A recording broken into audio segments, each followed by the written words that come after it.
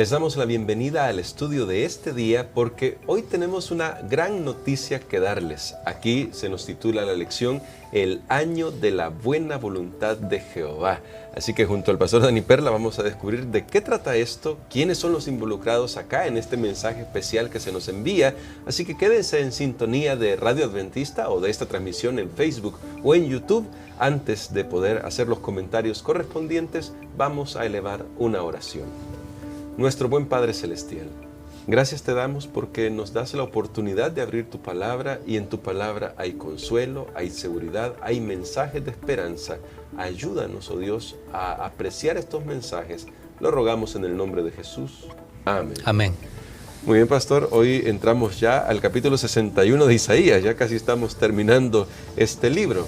Pero me llama mucho la atención el capítulo 61 de Isaías por una razón. Y quisiera ir al primer versículo para que usted pueda ayudarnos a dilucidar estos primeros elementos que nosotros tenemos acá.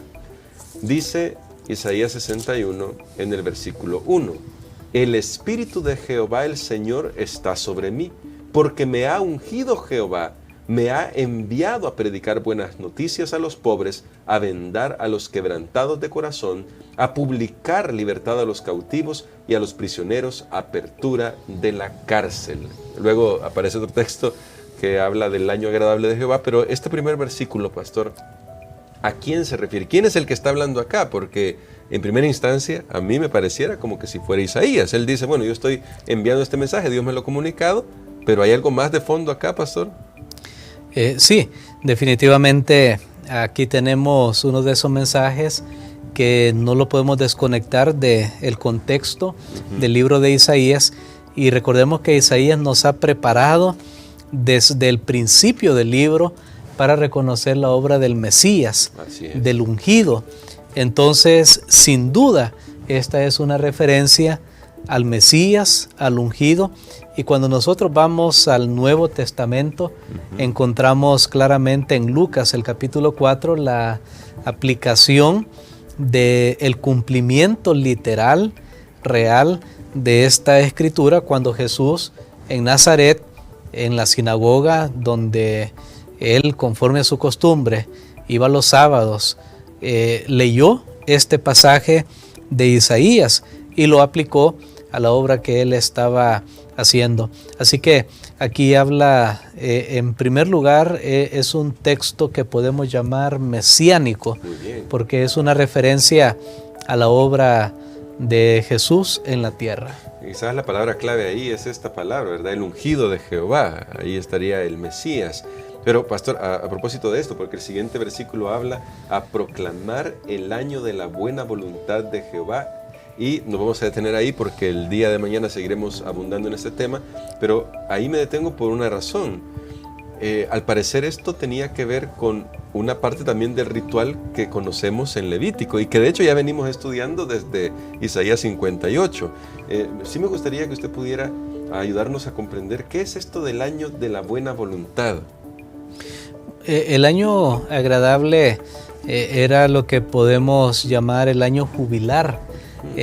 Hace una referencia al jubileo. ¿Qué era el jubileo? Bueno, jubileo viene de júbilo. Este jubileo era una práctica donde Dios le pedía al pueblo que cada 50 años, en realidad quiero decirles que algunos creen que era en el año 49, otros en el año 50, no se ha establecido exactamente cuál de los dos, pero al medio siglo aproximadamente, aquellas personas que habían tenido que dar sus tierras para pagar una deuda, venderse como esclavos incluso, o a su familia como esclavos, pudieran tener la oportunidad de ser liberados, de ser liberados. Ahora, difícilmente el pueblo de Israel cumplió esto. Casi no tenemos registro cómo ellos trataron esto o cumplieron, claro. Pero por lo que leemos en Isaías 58, donde Dios le dice que no estaban ayunando bien en el Yom Kippur, en el día de la expiación, entendemos que ellos más bien se escondían o trataban de esquivar las responsabilidades que venían con este año.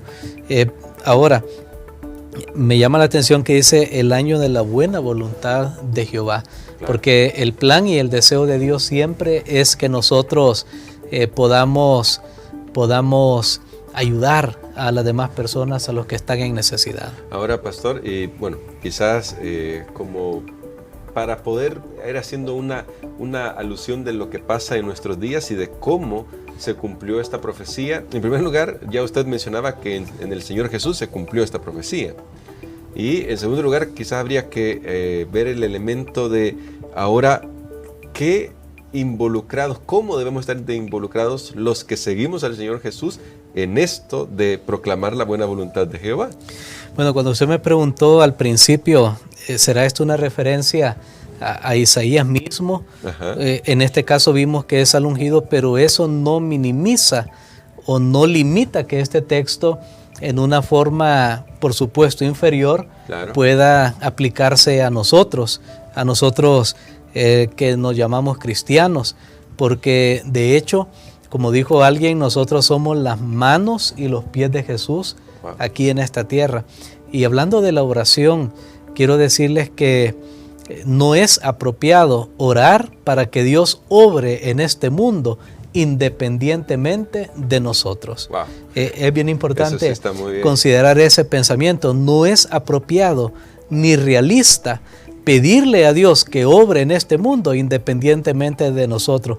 En otras palabras, yo por ejemplo hago una oración y digo, Señor, ayuda a los que no tienen alimento. O sea, ayuda. Ajá. A mí no me toque, yo no me voy a involucrar en eso. O sea, no es apropiado. Ajá. Si usted comienza a orar por aquellos que no tienen alimento, para poner un ejemplo claro, de una de las tantas necesidades que hay, en algún momento usted va a escuchar que Dios le va a decir, ok, llévales tú. Si tú tienes comida, llévales tú. Entonces nosotros somos la extensión de Dios en esta tierra. De hecho, sí, ya nos vamos a hacer un poquito de teología de la iglesia. Jesús es la cabeza, el cuerpo es la iglesia. Y entonces si Jesús está pensando en alimentar al pobre, Él va a usar a su cuerpo. Amén. O sea, por ejemplo, si yo le voy a llevar algo a una persona en necesidad, yo voy a usar mi mano. ¿Dónde surgió? En mi mente. Entonces, vuelvo a repetirlo una vez más porque estando en este ambiente de la oración, yo creo que surgió este pensamiento. No es apropiado pedirle a Dios que obre en este mundo independientemente de nosotros. Excelente pensamiento. Tenemos que involucrarnos. Así es, bueno, y me llama mucho la atención por esto, porque el Señor Jesús cumple esta profecía, que es un texto mesiánico, pero también nos invita a nosotros a involucrarnos. Al final, siempre hay que recordar lo que ya estudiamos antes en las lecciones anteriores, se nos enseñó que una buena relación con Dios, la verdadera religión, tiene que ver con el servicio a los demás. Y creo, pastor, que en ese sentido podemos darle gracias a Dios porque en Jesús se cumplió esto, pero también podemos pedirle fuerzas para que nos ayude a hacer eso que usted mencionaba, a involucrarnos en el contexto de si oramos por la liberación de la humanidad, pues también obremos por ella. Amén. Vamos a orar. Padre, te damos gracias porque estamos nosotros viviendo en el año agradable, porque se refiere a que conocemos tu voluntad. Sabemos, Señor, que tú quieres dar a la humanidad un futuro y una esperanza, y oramos, Señor, para que tu plan siga cumpliéndose, pero oramos especialmente, Padre, para que nosotros podamos ser parte de ese cumplimiento.